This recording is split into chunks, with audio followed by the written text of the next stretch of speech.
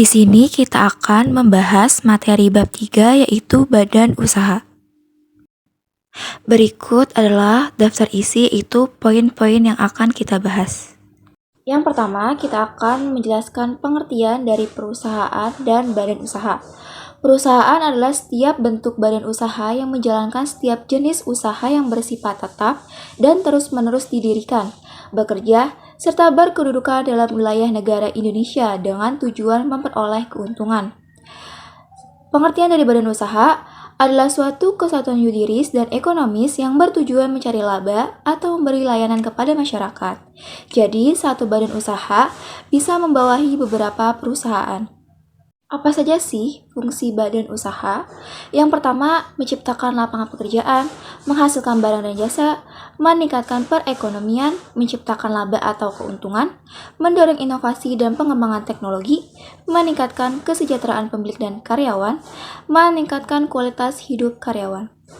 Selanjutnya ada jenis-jenis badan usaha. Jenis-jenis badan usaha itu terbagi menjadi dua. Yang pertama ada berbadan hukum dan yang kedua ada yang tidak berbadan hukum. Jenis badan usaha yang berbadan hukum ini terbagi menjadi tiga. Yang pertama ada perseroan terbatas atau PT, merupakan badan usaha yang mempunyai kekayaan, hak, serta kewajiban sendiri yang terpisah dari kekayaan, hak, serta kewajiban para pendiri maupun para pemilik. Yang kedua ada koperasi. Koperasi adalah badan usaha yang beranggotakan orang atau badan hukum koperasi yang melandaskan kegiatannya berdasarkan prinsip koperasi sekaligus sebagai gerakan ekonomi rakyat yang berdasarkan asas kekeluargaan. Yang ketiga ada yayasan. Yayasan adalah badan hukum yang tidak mempunyai anggota yang dikelola oleh pengurus dan didirikan untuk tujuan sosial. Jenis badan usaha yang tidak berbadan hukum ada tiga. Yang pertama persekutuan firma atau FA adalah badan perusahaan yang didirikan oleh dua orang atau lebih dan menjalankan perusahaan atas nama perusahaan. Yang kedua ada persekutuan komanditer atau CV adalah persekutuan yang didirikan oleh beberapa orang sekutu yang menyerahkan dan mempercayakan uangnya untuk dipakai dalam persekutuan. Yang ketiga ada usaha dagang. Usaha dagang adalah suatu cara berbisnis secara pribadi dan sendiri atau tanpa partner, tanpa mendirikan suatu badan hukum karena tidak ada harta khusus. Baik, selanjutnya saya akan menjelaskan tentang pengelompokan badan usaha berdasarkan modal. Yang pertama ada badan usaha milik negara atau BUMN, merupakan badan usaha yang seluruh atau sebagian besar modalnya dimiliki oleh negara. Contohnya PT PLN dan KAI. Yang kedua ada badan usaha milik daerah atau BUMD, merupakan badan usaha yang modalnya dimiliki oleh pemerintah daerah. Contohnya PDAM dan Transjakarta. Yang ketiga ada badan usaha milik swasta atau BUMS, merupakan badan usaha yang modalnya dimiliki oleh individu atau kelompok swasta. Contohnya firma, persekutuan komanditer, perseroan terbatas, dan koperasi. Yang keempat ada badan usaha campuran, yang merupakan badan usaha yang modalnya berasal dari gabungan antara pihak negara dan pihak swasta.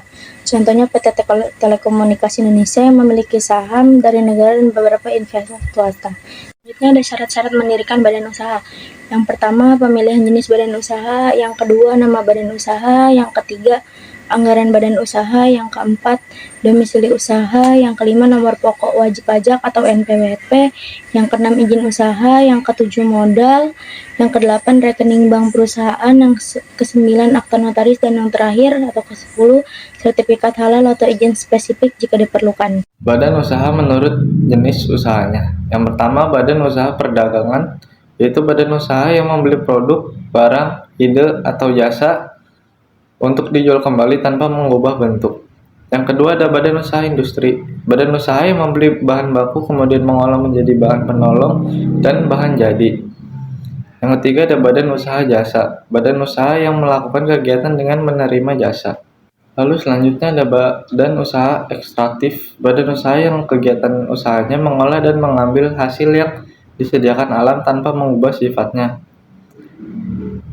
Yang kelima ada badan usaha agraris. Badan usaha yang mengambil hasil dari alam dengan mengusahakan dan mengolah tanahnya terlebih dahulu untuk memperoleh hasilnya. Berikut merupakan contoh soal pada materi di atas.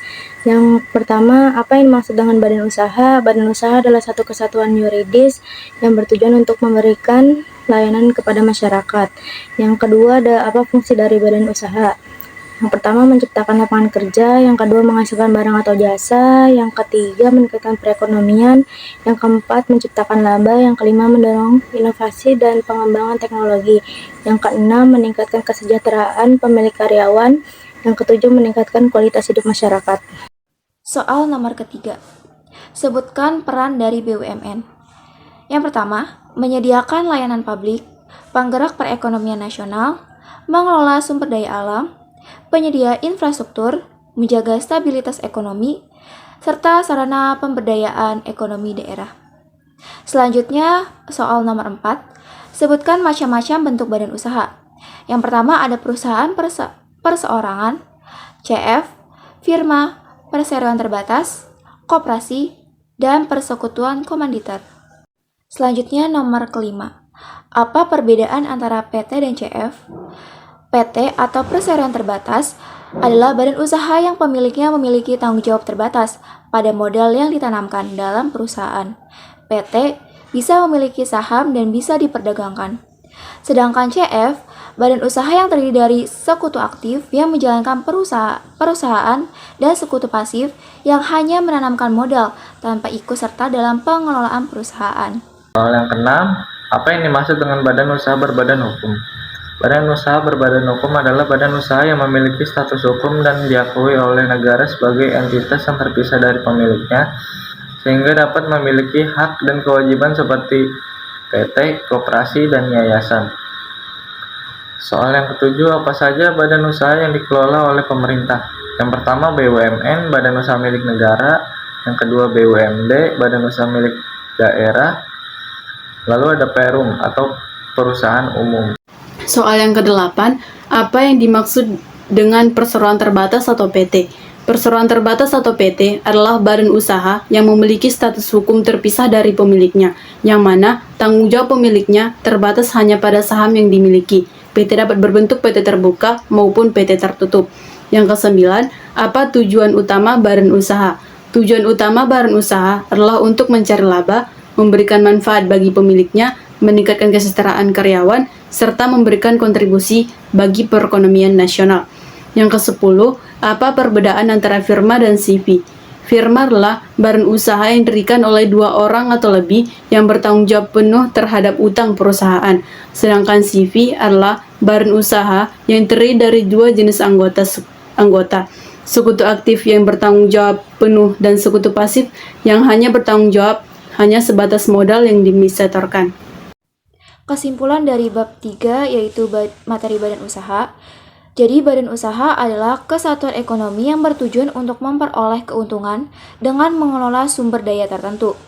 Badan usaha dapat berbentuk perorangan atau berbadan hukum, tergantung pada struktur kepemilikan dan tanggung jawabnya.